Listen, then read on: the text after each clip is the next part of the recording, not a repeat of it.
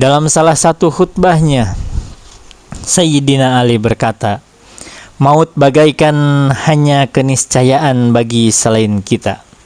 Hak di dunia ini bagaikan hanya wajib terhadap selain diri kita. Ketika kita mengantar jenazah, kita bagaikan mengantar siapa yang segera akan kembali menemui kita. Kita meletakkan mereka di kuburan mereka, kita makan warisan mereka, bagaikan kita akan kekal selama-lamanya. Kita telah melupakan semua peringatan dan merasa aman dari semua petaka, padahal kita hanya bertamu di dunia ini dan apa yang kita miliki hanya pinjaman yang harus dikembalikan."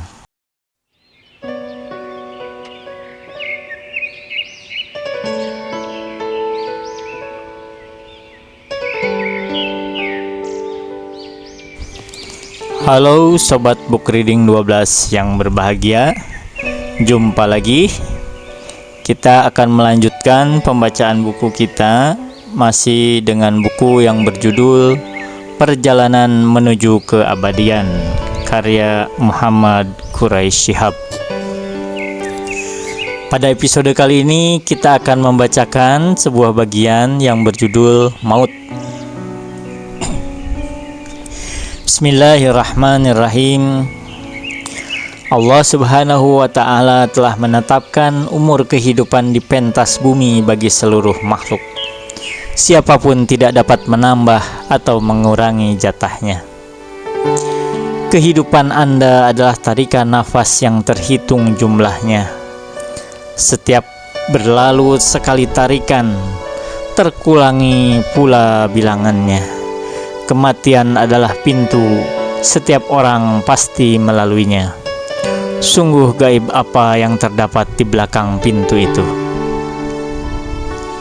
Demikianlah dua kalimat bersayap dari dua orang pujangga. Jangan duga manusia mengetahui segala sesuatu, apalagi dirinya sendiri. Manusia adalah makhluk yang kompleks. Banyak sekali pertanyaan yang diajukan oleh orang awam atau cendekiawan tentang manusia yang tidak dapat dijawab hingga kini oleh cendekiawan. Sebab terdapat wilayah-wilayah dalam diri kita yang sungguh tertutup rapat. Ini pada saat keberadaannya di pentas bumi, apalagi sesudah kematiannya. Apakah tidur? Bagaimana terjadinya? Mimpi yang terjadi ketika tidur, semuanya adalah pertanyaan yang belum terjawab tuntas. Kalau tidur pun belum diketahui secara tuntas, apalagi maut. Maut adalah sesuatu yang gaib, walaupun semua mengakuinya pasti. Apa yang terjadi sesudah kematian pun gaib, bahkan lebih gaib lagi. Manusia menyadari bahwa ada satu kekuatan yang menjadikannya dapat bergerak, bahkan lebih jauh dari jasmaninya, dapat membawanya terbayang jauh meninggalkan tempat keberadaan jasmaninya. Itu dialami saat tidur atau saat dia menghayal dan mengembalikan pengalaman-pengalaman sebelumnya. Dari sini dia yakin bahwa dalam dirinya ada sesuatu yang sangat berharga, tetapi berbeda dengan badannya. Setelah manusia melihat kondisi kematian, memandang jenazah tidak lagi mampu menggerakkan badannya, lalu membusuk bahkan punah, maka dia sadar bahwa ada sesuatu yang hilang dari orang mati yang baru saja dilihatnya penuh gerak dan rasa itu. Di sanalah manusia mencari apa dan mengapa itu, sambil mencari apa yang terjadi pada manusia yang mati itu. Pengembaraan manusia mencari bermula dari kematian pertama yang dialami jenisnya. Ini terus berlanjut, bahkan sampai kini pun manusia belum menemukan jawaban yang tuntas. Apa yang ditemukan lebih banyak berupa khayalan dan dugaan, baik jalan yang ditempuhnya adalah jalan filsafat, ilmu dan teknologi, maupun takhayul dan dongeng. Akal manusia hingga kini belum puas, Begitu dia menyimpulkan sesuatu yang dianggapnya jawaban benar, tak lama kemudian ia sadar bahwa yang ditemukannya cuma fata morgana. Syukurlah, agama mengungkap sedikit tentang misteri itu, walau harus diakui banyak yang diinformasikan agama atau atas nama agama itu tak mudah dicerna akal. Kendati demikian, perlu diingat bahwa mempercayai hal-hal yang diinformasikan agama dalam bidang metafisika, walau tidak dapat dipahami oleh akal, sama sekali tidak berarti merendahkan akal atau mengabaikan peranan nalar.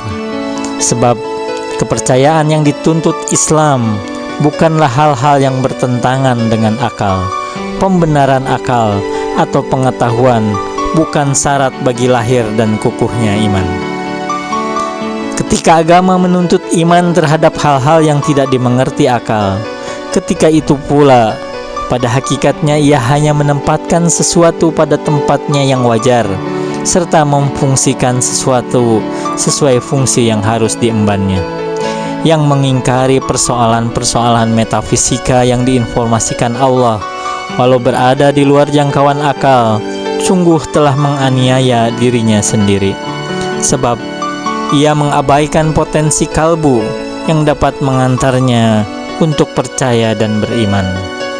Bahkan dengan pengingkarannya itu, sesungguhnya ia pun tengah menganiaya akal dengan mengatasnamakannya untuk menolak objek yang memang berada di luar jangkauannya. Ini mukadimah yang perlu diingat sebelum lebih jauh berbicara tentang maut dan apa yang akan terjadi sesudahnya dalam rangka perjalanan manusia menuju keabadian. Al-Quran menamai maut antara lain dengan al-yaqin, keyakinan. Sembahlah Tuhanmu sampai datang kepadamu al-yaqin. Quran Surah Al-Hijr ayat 99. Kematian adalah keyakinan karena ia merupakan sesuatu yang pasti, tidak disertai secuil keraguan pun. Jika Anda bertanya kepada seseorang tentang kehadiran maut, tidak seorang pun meragukannya. Setiap saat kematian terlihat, walau banyak pula orang yang lengah menyangkut kedatangannya. Sayyidina Ali radhiyallahu anhu berkata, "Saya tidak pernah melihat suatu batil yang akan punah, tetapi dianggap baik, pasti dan akan langgeng, sebagaimana halnya kehidupan dunia, dan tidak pernah pula melihat sesuatu yang hak, pasti, tetapi diduga batil, lenyap tanpa wujud, seperti halnya maut." Dalam salah satu khutbahnya, Sayyidina Ali berkata, "Maut bagaikan hanya keniscayaan bagi selain kita. Hak di dunia ini bagaikan hanya wajib terhadap selain diri kita. Ketika kita mengantar jenazah, kita bagaikan mengantar siapa yang segera akan kembali menemui kita. Kita meletakkan mereka di kuburan mereka, kita makan warisan mereka, bagaikan kita akan kekal selama-lamanya. Kita telah melupakan semua peringatan dan merasa aman dari semua petaka, padahal kita hanya bertamu di dunia ini dan apa yang kita miliki hanya pinjaman yang harus dikembalikan." Ayat Al-Hijr di atas menggambarkan datangnya kematian dengan kalimat "sampai datang kepadamu keyakinan". Itu berarti bukan manusia yang pergi menemuinya, karena memang semua manusia enggan mati. Kalaupun dia berusaha mengakhiri hidupnya, tidak akan berhasil jika ajal belum datang menemuinya. Namun demikian, suka atau tidak, cepat atau lambat, maut pasti datang menemui kita. Kematian ibarat anak panah lepas dari busurnya, akan terus mengejar sasarannya. Begitu ia mengenai sasaran, saat itu pula kematian yang ditujunya tiba. Kecepatan anak panah itu jauh melebihi kecepatan melaju makhluk hidup. sehingga betapapun kencang ia berlari dan sekukuh apapun benteng perlindungannya, anak panah pasti menemuinya.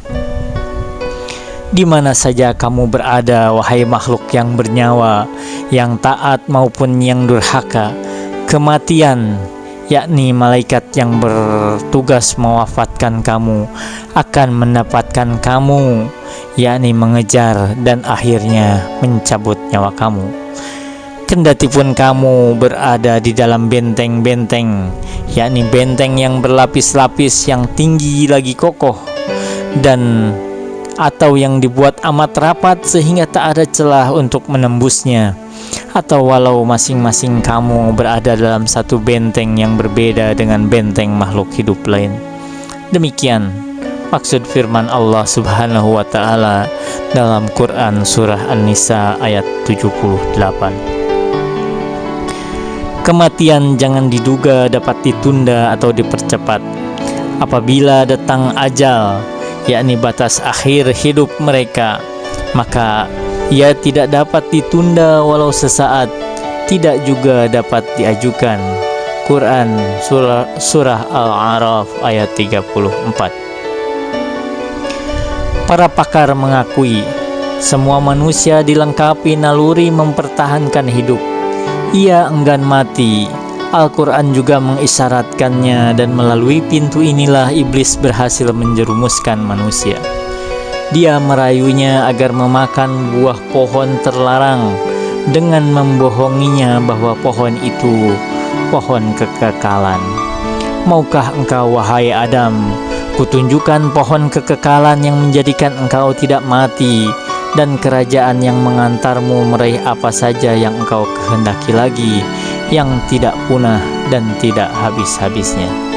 Demikian rayuan iblis yang diabadikan oleh Quran Surah Taha ayat 120. Naluri keinginan kekal itu mengelabui Adam, sehingga tanpa pikir panjang ia dan pasangannya mencicipi buah terlarang. Akibatnya mereka berdua terusir dari surga. Setelah semua manusia menyadari maut tidak dapat dielakkan, sebagian orang ingin hidup selama mungkin walau dalam kehidupan seadanya. Al-Quran mengisyaratkan, begitulah sebagian orang Yahudi.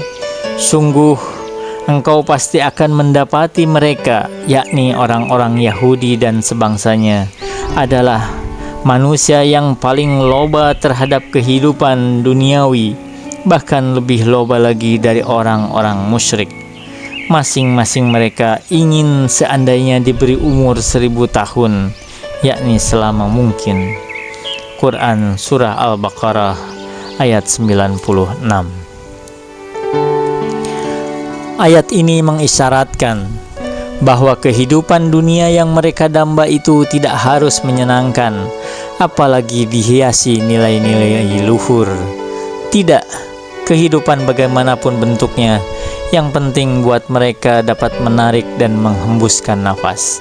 Demikianlah makna kata hayat, kehidupan yang digunakan ayat di atas dalam bentuk infinitif. Di tempat lain, Allah melukiskan perasaan manusia saat kematian menjemputnya.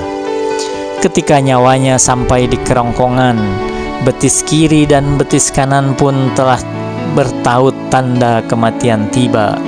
Orang-orang masih bertanya dan sibuk mencari siapa yang dapat menyembuhkannya. Yang bersangkutan sendiri masih memiliki harapan dan baru menduga bahwa saatnya telah tiba. Quran Surah Al-Qiyamah ayat 26-30. Ayat di atas menggunakan kata zanna, menduga, untuk menjelaskan masa perpisahan itu, yakni saat itu manusia belum yakin kematian telah datang. Penggunaan kata menduga mengisyaratkan harapan hidup tetap melekat pada setiap orang hingga detik-detik akhir kesadarannya. Keinginan hidup kekal yang dihiaskan oleh Allah pada diri manusia itu tidak dapat diperoleh kecuali melalui pintu kematian. Dari sinilah sehingga setiap manusia pasti mengalami kematian. Al-Qur'anul Karim juga hadis-hadis Rasulullah Shallallahu Alaihi Wasallam membuka sedikit tabir kematian. Sebagian pakar berpendapat ada sekitar 300-an ayat dan hadis dengan berbagai kualitas yang berbicara tentang maut. Uraian kedua sumber itu bertujuan menghilangkan kecemasan manusia menghadapi misteri kematian dan mengingatkan agar mempersiapkan diri menyambut kedatangannya dan kejadian sesudahnya. Kendati demikian, Al-Quran maupun Sunnah yang sahih serta semua agama samawi sama sekali tak mengungkap secara tuntas hakikat ruh, nafs, atau maut. Hal ini menurut Imam Ghazali karena ucapan manusia biasa dapat ditolak atau diterima, dinilai benar atau salah, sedang tidak demikian firman Allah atau sabda Nabi Sallallahu Alaihi Wasallam. Persoalan ruh atau nyawa sungguh pelik. Kebanyakan akal manusia pun tidak mampu mencernanya, atau boleh jadi mereka salah paham. Demikian lebih kurang Al-Ghazali dalam bukunya Mi'rajus Salikin. Tapi perlu diingat, bukan hanya ruh, nyawa, hidup atau mati yang tidak diketahui hakikatnya oleh manusia, melainkan banyak hal lainnya. Ambil contoh listrik atau sekian banyak benda langit. Al-Quran dan Sunnah hanya mengungkap sedikit persoalan ini yang dapat menunjang tugas-tugas manusia sebagai khalifah di bumi dan dapat mengantarnya mempersiapkan diri meraih kehidupan abadi di akhirat nanti. Wa ma taufiqi illa billah, alaihi tawakkaltu wa ilaihi unib. Wassalamualaikum warahmatullahi wabarakatuh.